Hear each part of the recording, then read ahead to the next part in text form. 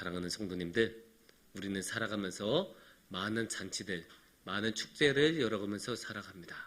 돌잔치도 열고 결혼식도 하나의 잔치고 여러 가지 잔치가 있죠. 또 우리 교회만 해도 이제 온가족 성탄 초청 축제를 준비하고 있지 않습니까? 그렇게 우리는 살아가면서 많은 잔치와 축제를 벌이면서 살아갑니다.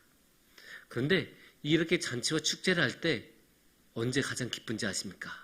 정말로 기쁜 순간이 있어요. 그런 잔치와 축제를 할 때 그것은 바로 오지 않을 거라고 생각했던 사람이 왔을 때예요. 정말로 의외의 사람이 왔으면 너무 기뻐요. 너무 반갑고, 야, 이 사람 오지 못하는 줄 알았는데 왔네?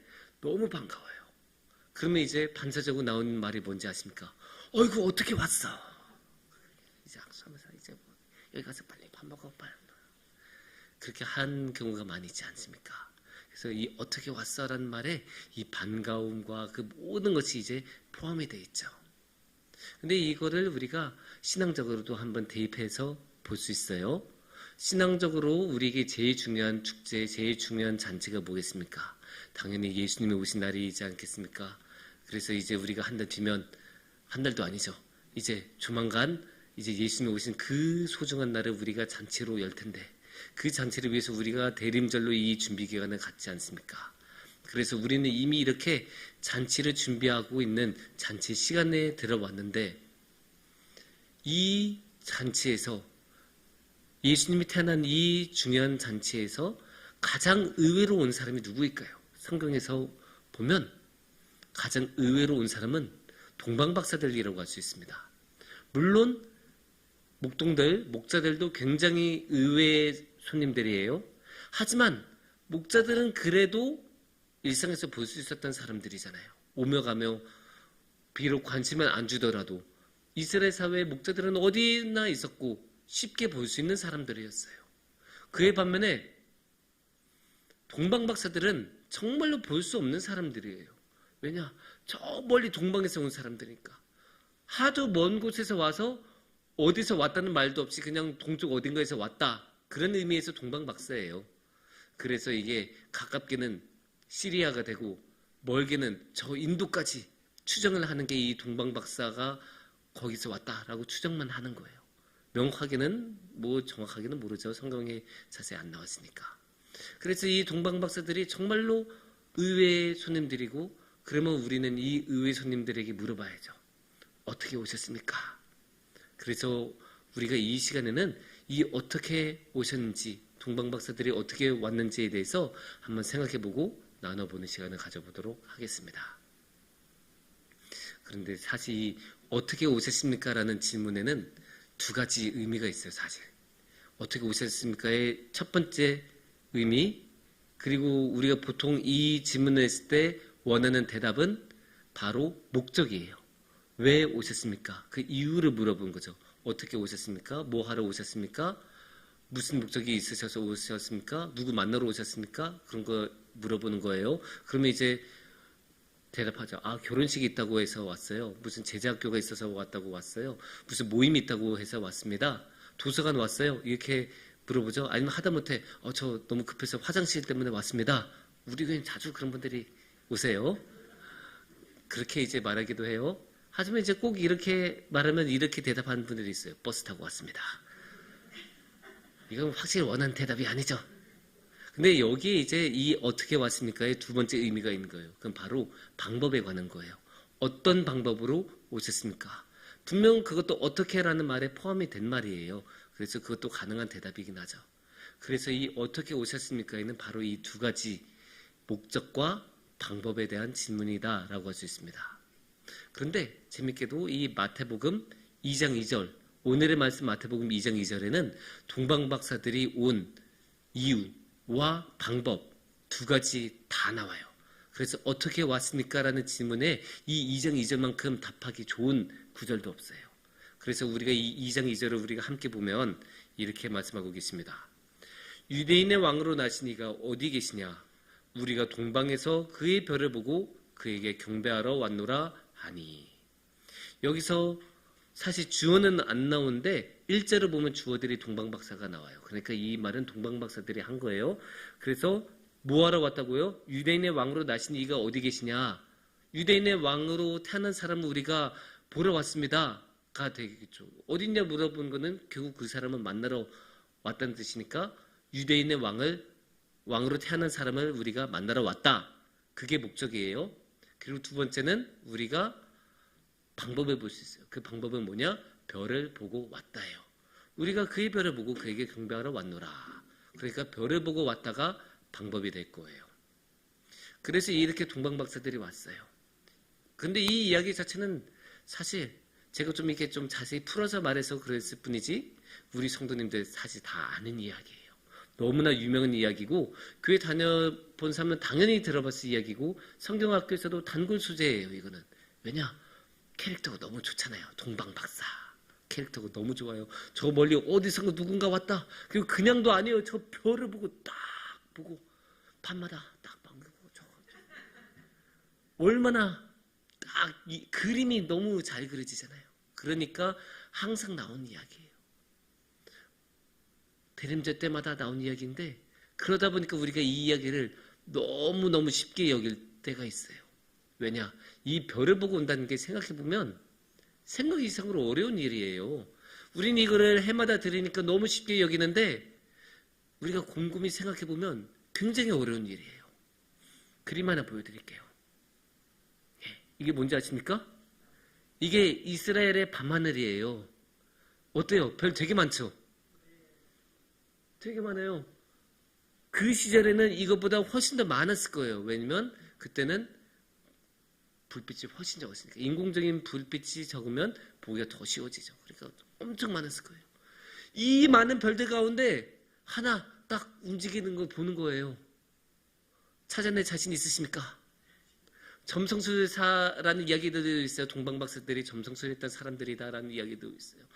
그러면 그 사람들은 움직이는 별을 본 게 아니라 그냥 평소에 저렇게 있는 별을 보고 거기서 잡아내서 아 저거구나 하고 가는 거예요.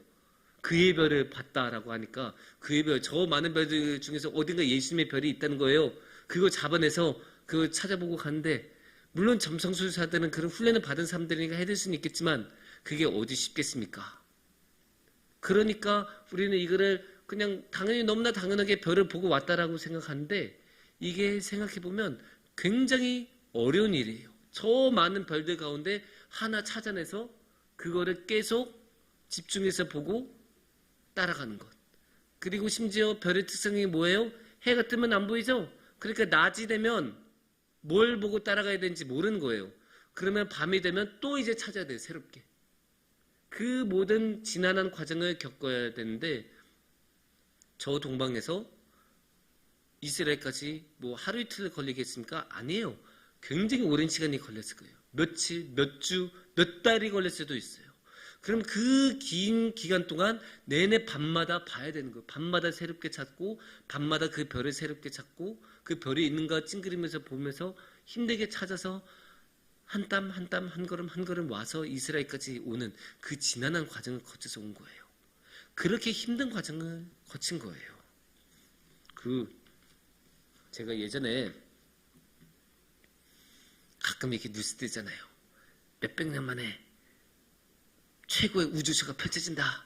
그런 기사 보신 적 있을 거예요. 저도 예전에 그래서 이제 유성우 막 떨어진다라는 기사 보고 우리 한번 보러 가볼까 하고 아내하고 막 밤에 가봤어요. 밤에 가봤는데 진짜 운이 좋아서 그리고 진짜 몇백 년 만에 있다는 그 우주쇼답게 30분 동안 유성우를 2번이나 봤어요. 정말 운이 좋았죠. 근데 그렇게 30분 동안 이게 보고 나니까 아내도 저도 이만하면 되지 않을까. 정말 님들을 계속 이렇게 보고 있으니까 30분 동안 하니까 더 이상 못 보겠어요. 아내도 비슷한 마음이었어요. 그래서 30분 동안 열심히 보고 유성우 2개 보고 아내는 4개 보고 그리고 집에 왔어요. 30분만 봐도 힘들어요. 밤하늘 보는 게 진짜 힘든 일이에요. 우리는 그냥 너무나 쉽게 별을 보고 왔다라고 하니까 그런 것보다 하고 넘어가는데 그게 생각 이상으로 힘든 일이에요. 그런데 동방박사들은 이 힘든 일을 어떻게 매일매일 몇 달씩이나 하면서 왔을까요? 그 이유는 한 가지예요. 관심이 있었으니까.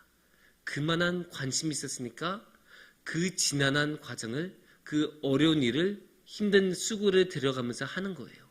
왜냐? 목적을 이루어야 되니까. 그 왕으로 나신 이를 만나야겠다라는 그 목적 의식이 있으니까 관심이 생긴 거예요. 그래서 관심을 가지고 계속 아무리 힘들어도 별을 계속 보는 거예요. 그런데 이 관심은 어디서 그럼 생겨났을까요? 보통 여러 이유들이 있는데 그 중에 중요한 이유 중에 하나가 애정이에요.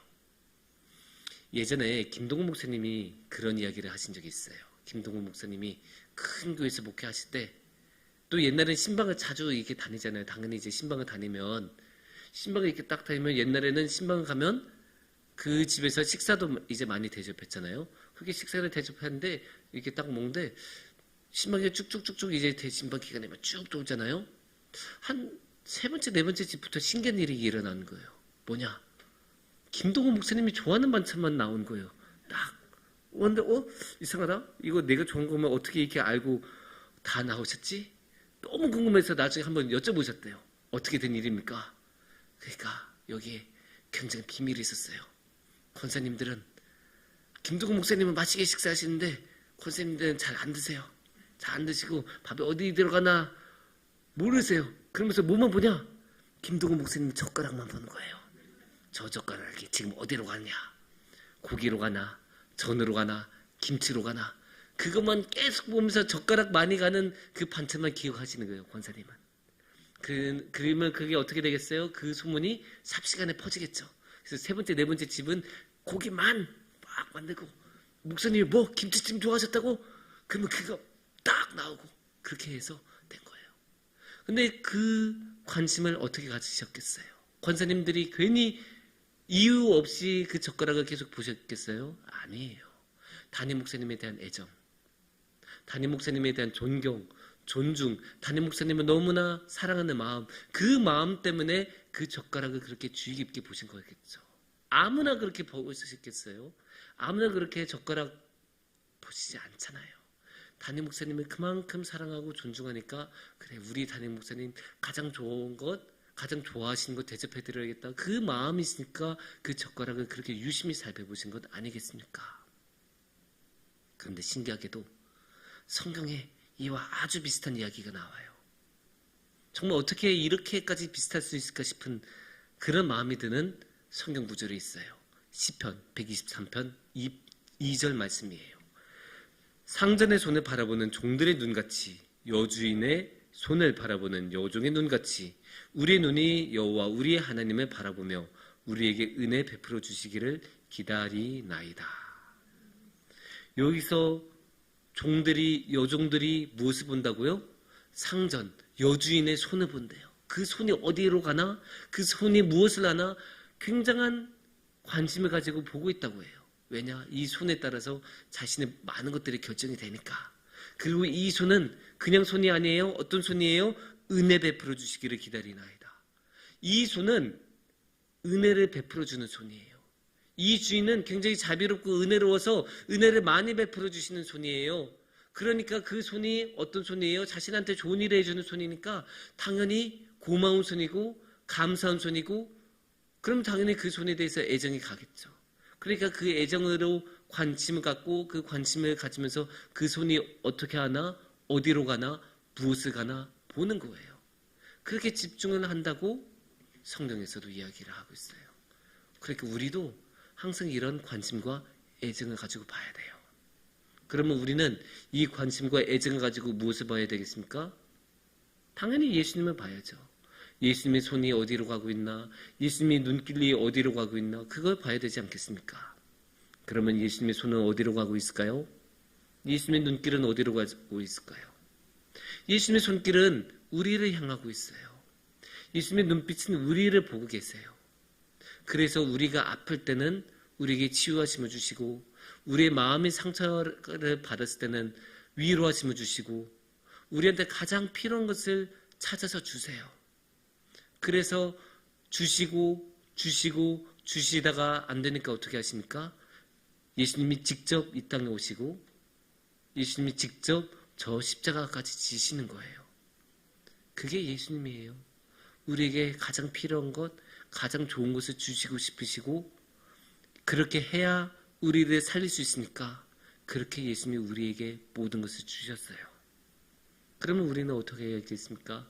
우리도 당연히 예수님과 똑같이 해야 되지 않겠습니까? 예수님처럼 우리도 예수님을 사랑하고 그 사랑의 눈빛으로 예수님을 바라보고 애정과 관심을 가지고 예수님을 바라보고, 그리고 예수님이 그렇게 많은 사랑을 우리에게 주시고 사람들에게 주셨으니까 그러면 우리는 어떻게 해요? 우리도 똑같이 우리의 사랑하는 가족에게, 우리의 사랑하는 이웃에게 똑같이 사랑을 나누면서 살아가는 거예요.